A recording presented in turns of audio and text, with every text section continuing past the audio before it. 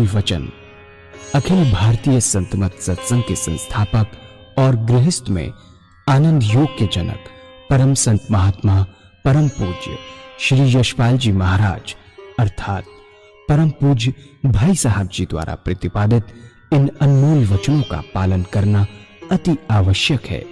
ये वचन हमारी गृहस्थ आध्यात्मिक साधना के लिए मूलभूत सिद्धांत हैं, जो इस प्रकार हैं।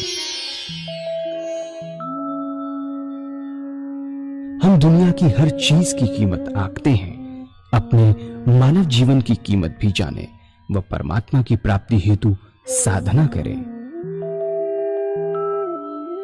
मनुष्य योनि एक उपहार है, इसीलिए परमात्मा को धन्यवाद देते हुए आधा घंटा प्रातःकाल, आधा घंटा सायंकाल पूजा अवश्य करें। सत्संग, सतनाम व सद्गुरु को प्राथमिकता देते हुए इसी के आधार पर ध्यान योगाभ्यास अवश्य करें व गृहस्थ के कार्यों को परमात्मा का कार्य समझकर उसी की याद में संपन्न करें। हर समय ये ध्यान रहे कि गुरु कृपा द्वारा परमात्मा की पवित्र सत्ता का हमारी आत्मा में वास है, अतः मन में निरंतर अपने इष्ट देव का जाप करें। मान सम्मान की इच्छा न करें व अपमान से दुखी न हो। परमात्मा के अतिरिक्त किसी और का भय न करें।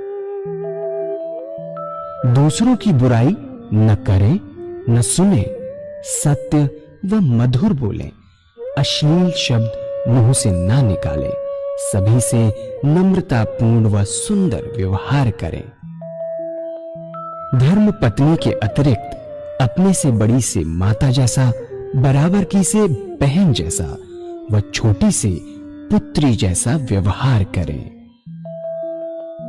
सांसारिक जीवन यापन की आवश्यकताएं अंतहीन है, इसलिए अधिक से अधिक समय सत्संग में व धन परोपकार में खर्च करें। याद रखें, न स्त्री माया है, न धन दौलत, न ही परिवार। माया वह है जो हृदय को परमात्मा से दूर हटा दे।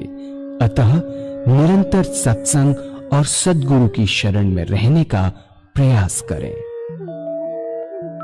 भोजन अपने इष्ट को अर्पण कर प्रसाद रूप में परमात्मा की याद में करें। रात्रि में सोने से पहले अच्छे बुरे कार्यों का आत्मनिरीक्षण कर उसका समुचित पश्चाताप करते हुए ध्यान करें व प्रभु की गहरी याद में ही विश्राम करें। परमात्मा तू ही है, तेरी इच्छा पूर्ण हो।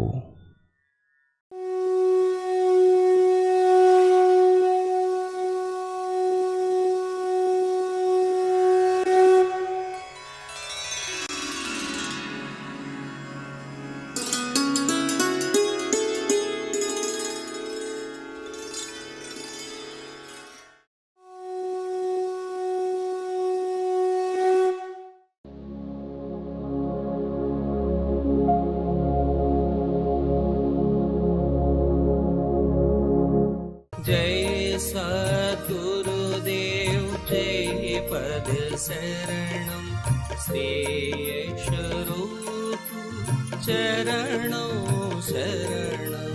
जय सद्गुरुदेव जय पद शरणम श्रेयस रूप चरण। तो मेरा कहने का मतलब कि अगर चलता है, कोशिश करें कि अपनी विल पावर बढ़ाएं, और अगर बहुत सी चीजें ऐसी होती हैं जो रह जाती हैं, परमात्मा जब मौका देगा अपने आप ही वो चीजें छूटती नजर आएंगी। ठीक है, परमात्मा बहुत मौका देता है। किसी भी योनि के अंदर 20 साल से ज्यादा उम्र नहीं है अगर आप देखें तो, पर एक इंसान की योनि ऐसी है जिसमें 100 साल की उम्र दराज की है, इसलिए कि उसके प्रभाव को समझें, उसमें लगें और लग के उसको प्राप्त करें।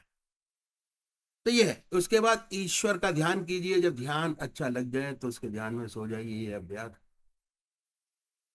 अगर ये अभ्यास करेंगे, बहुत विशेष लाभ आपको मालूम होंगे। ऐसे भाई बहन है जिन्हें ऊट पटांग सपने आते हैं, आने बंद हो जाए। ऊट पटांग सपने बहुत आते, भूत देखा, बहुत कुछ देखा, सब बंद हो जाए। अगर आप सोने से पहले अपने इष्ट को याद करके सोएंगे, उनकी याद में सोएंगे, सारी चीजें खत्म। अभ्यास और बढ़ेगा तो नींद अच्छी आएगी। और बढ़ा सोते हुए तो सोते सोते सुंदर सुंदर सपने आएंगे। आप देखेंगे अपने इष्ट देव के मंदिर में बैठे हैं, पूजा कर रहे हैं, मेडिटेशन कर रहे हैं बैठे हुए। उसके बाद क्या होता है, कभी आप देखेंगे कि अपने इष्ट देव के मंदिर में बैठे हैं, अपने इष्ट का दर्शन, अपने गुरु का दर्शन, गंगा जी का दर्शन, मंदिर के दर्शन, ये सारे सोते सोते नजर आते हैं, अगर उनको याद करके सोएंगे। उसके बाद और आगे बढ़ेगा तो अनंत सूर्यों का प्रकाश नजर आएगा, सारा शरीर विद्युत से ओतप्रोत होगा। ये ध्यान करने के इफेक्ट है, ये इसके वो हैं, फायदे हैं इसके। उसके बाद क्या होता है, ऐसा साधक जब सोकर उठता है तो उसका शरीर में बिजली दौड़ रही होती है। हमारा शरीर चलता बिजली से ही है, हार्ट बीट बिजली से ही चलती है। नेचुरल बिजली हमारे अंदर है, मैग्नेटिक फोर्स हमारे अंदर है जो चलाती है। जब हार्ट कमजोर हो जाता है तो पेसमेकर ऊपर से लगा देते हैं, वो शॉक देता है अंदर जब हार्ट कमजोर हो जाता है। नेचुरल तरीका स्ट्रॉन्ग करने का है कि ध्यान कीजिए, अपने इष्ट देव को याद करिए, अपनी इम्यूनिटी बढ़ाइए करके। सुंदर सुंदर अवस्था पाता है। जिस ध्यान में सोया था उससे अच्छे ध्यान की अवस्था में उठा। जो अच्छे साधक है जिनकी आज्ञा चक पर स्पंदन होता है, यदि सोते समय आज्ञा चक पर स्पंदन था, जब उठेंगे तो और तेज होता मिलेगा। आत्मा यही कहती है कि जिस ध्यान में सोया था रात भर उसी का ध्यान पड़ा रहा। जिस ध्यान में सोए सुबह उठे तो ध्यान, जिस ध्यान में सोए सुबह उठे ध्यान के बगैर तो निद्रा। योग निद्रा और निद्रा में सिर्फ यही फर्क है। योग निद्रा अपने इष्ट देव के साथ सोए, सुबह उन्हीं के साथ उठे, उन्हीं को याद करते उठे तो योग निद्रा ध्यान। दूसरा विचार आ गया तो निद्रा। छोटा बारीक बारीक डिफरेंसेस हैं, उनको समझने के लिए और बहुत जरूरी है। जिंदगी में समझेंगे तो इस रास्ते पर बढ़ेंगे और बाखूबी बा कमाल जिंदगी के अंदर होगा जो सोच भी नहीं सकते। तो पूजा में बदल जाते। बात क्या है, मन का एक विशेष गुण है। फिर मन के गुण की बात आ गई कि मन जिन विचारों में डूब कर सोता है उन्हीं विचारों में पड़ा रहता है। हम गृहस्थी लोग हैं, कभी कोई मुसीबत आ पड़ी तो सोने से पहले उस मुसीबत की चिंता होती है, सोते हुए वही मुसीबत लगी रहती है, नींद नहीं आती। सुबह उठते हैं उसी चिंता में उठते हैं। एक बच्चा है, माँ का दूध पीते पीते सो जाता है, रात भर चप चप करता रहता है, मानसिक रूप से दूध पीता होता है। अगर सुबह 2 घंटे में दूध की आवश्यकता है तो वहां 6 घंटे में दूध की आवश्यकता है। ये गुण है, उन्हीं विचारों में पड़ा रहता है। अगर आप ईश्वर की याद में प्रार्थना करके सोएंगे, रात भर आपका ध्यान बना रहेगा और 6 घंटे सोने के वास्तव में पूजा में बदल जाएंगे। ये है विहार की शुद्धि, जो भगवान श्री कृष्ण ने बड़ा भारी जोर दिया। विहार शय्यई योगक्षेम का क्षेत्र है। क्यों? 20 मिनट परमात्मा को याद किया, 6 घंटे आपके अपने हो गए। इतना लंबा समय जिंदगी में आपको कभी नहीं मिलेगा कि 20 मिनट परमात्मा को दे दें, उनको याद करें और 6 घंटे का समय आपके पास। ये है, इस तरह सच्चा विहार हमसे बने। आधा घंटा सुबह पूजा, आधा घंटा सायकाल पूजा। अब जब आपका विहार शुद्ध हो गया, 6 घंटे सोने के आपके अपने हो गए, तो सुबह शाम की पूजा में मन लगना शुरू हो जाएगा। अभी तो नहीं लगता। क्योंकि अब अधिक समय हो गया। दिन के 24 घंटे, 24 घंटे में आधा घंटा सुबह पूजा की और आधा घंटा सायंकाल आपने पूजा की, प्रार्थना की, आराधना की, जो भी किया आपने, 1 घंटा।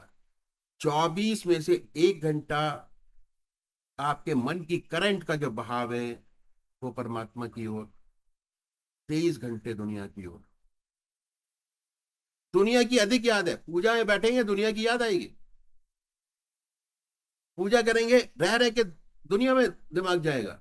उसके बाद आधा घंटा दोपहर भोजन का, आधा घंटा सायंकाल भोजन का आपने और ऐड कर लिया, 2 घंटे आपके।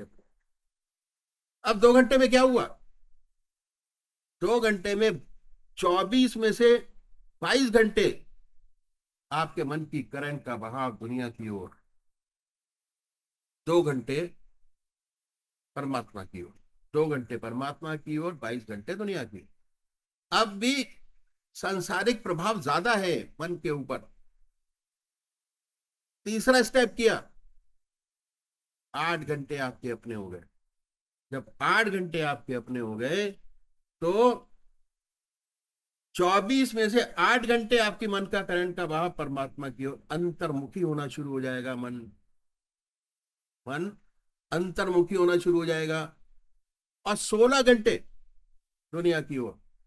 अब कभी दुनिया की याद आएगी, कभी परमात्मा की याद आएगी, कभी दुनिया, कभी परमात्मा, कभी दुनिया, कभी परमात्मा। साइन वेव चलती रहेगी, कभी ऊपर कभी नीचे, कभी ऊपर कभी नीचे, चलता रहेगा। ठीक है। जब ये पक्का हो गया तो जितने आपके रूटीन वर्क हैं, नहाना धोना, आपका 2 घंटे मॉर्निंग रूटीन के होते हैं, और धीरे धीरे करके उसका अभ्यास करते चले जाते हैं। अब आपको अभ्यास करने में दिक्कत नहीं आएगी, क्योंकि आपको इन चीजों का अभ्यास की आदत पड़ गई है। Habit formation. जैसे जैसे अभ्यास की आदत पड़ती चली जाएगी, आपका जीवन का जो मैक्सिमम समय है वो परमात्मा की याद में बीतना शुरू हो जाएगा। अब क्या होगा? जब काम करेंगे तो मन काम में लगा रहेगा, काम खत्म, ऑटोमेटिक परमात्मा की याद, automatic, everything is automatic. Light गई, इन्वर्टर शुरू हुआ, इन्वर्टर गया, लाइट लाइट आई, इन्वर्टर खत्म। ये मन की स्थिति हो जाती है ऑटोमेटिक। और फिर हमें एहसास होता है, ये मैंने आपको 8 घंटे का तरीका बताया है ना, क्योंकि टाइम की लिमिटेशन है। और इतना कर लें पहले, है ना, और उसके बाद कोई मौका मिलेगा तो इसकी आगे की चीजें बताई जाएंगी। ये एक्चुअली 10 दिन का टोटल प्रोग्राम है, जो शॉर्ट में मैंने आपके सामने रखा कि 8 घंटे अपने बनाए सबसे पहले। उसके बाद दूसरी बात क्या है कि पूजा हम 3 प्रकार से करते हैं। पूजा के प्रकार, पूजा करते हैं 3 प्रकार से हम लोग। शारीरिक पूजा, कर्म योग, शरीर से। उसमें आता है भजन गाना, भागवत सुनना, बहुत सारी चीज। ये जो है, ये जो है, ये शारीरिक पूजा में शामिल होता है। आरती करना, रामायण पढ़ना, भजन गाना, सारी चीज। भजन गा रहे 2 घंटे चल रहा है, मन सूख गया, बोलते बोलते मन सूख गया, गला सूख गया, पर मन चल रहा है। पहले स्टेज की पूजा है। उससे जैसे ही मन सूखेगा आप और थोड़ा सा उठ जाएंगे ऊपर, है ना। किसी का मन लगेगा, किसी का ध्यान लगेगा, किसी का घर में ध्यान लगेगा, किसी का बाजार में ध्यान लगेगा, डिवाइड हो जाता है।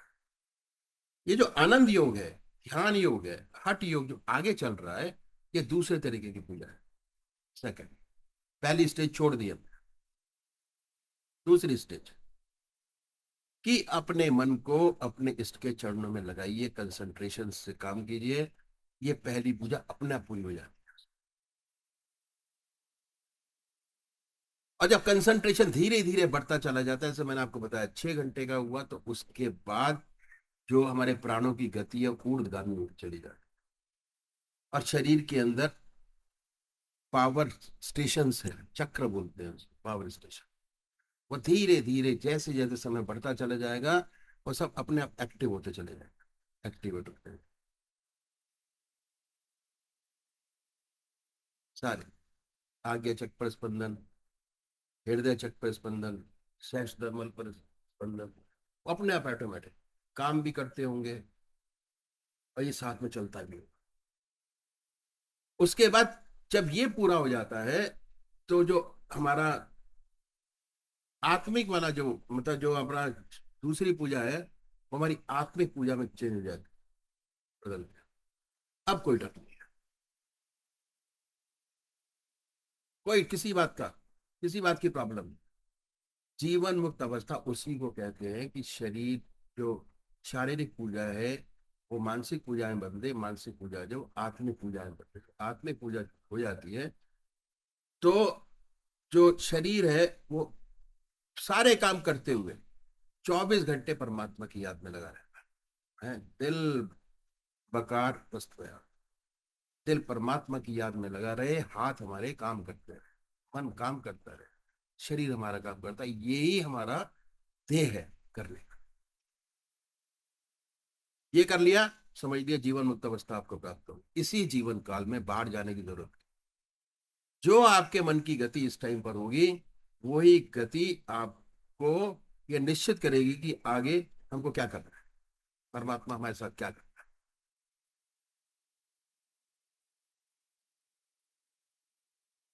ये टोटल अध्यात्म। भगवान श्री कृष्ण ने गीता में कहा आहार की शुद्धि, विहार की शुद्धि, अभ्यास और वैराग। वैराग का मतलब ये नहीं घर बार छोड़ दो, नो, उसकी भी कथा है।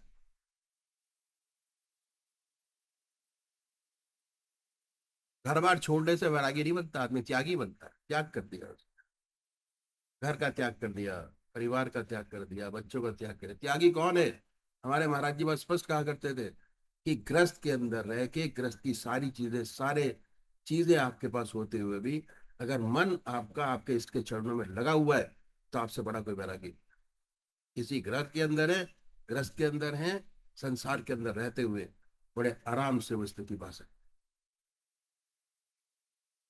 इतनी स्पष्ट बात उन्होंने इतने सिंपल शब्द में बताई, कहीं जाने की जरूरत। आपका घर आपका सबसे बड़ा ग्रस्त है और सबसे बड़ा कहना चाहिए कि रास्ता है चलने। और जितने आपके संत हुए सब एक इष्ट के पुजारी, सारे गाथाएं भरी पड़ी हैं पूरी तरीके से। जब वो कर सकते हैं ग्रस्त में रहते हो तो हम क्यों नहीं कर सकते? हम भी कर सकते हैं। हम भी वो स्थिति प्राप्त कर सकते हैं जो हमारे संतों ने प्राप्त की है। उन्हीं के तो हम लोग शिष्य हैं। अगर बैक हिस्ट्री उठा के देखें तो उन्हीं की संतान है हम लोग। जस्ट एक्टिवेट करने की जरूरत है, उसी स्थिति को प्राप्त कर सकते। परमात्मा तू ही है, तेरी इच्छा।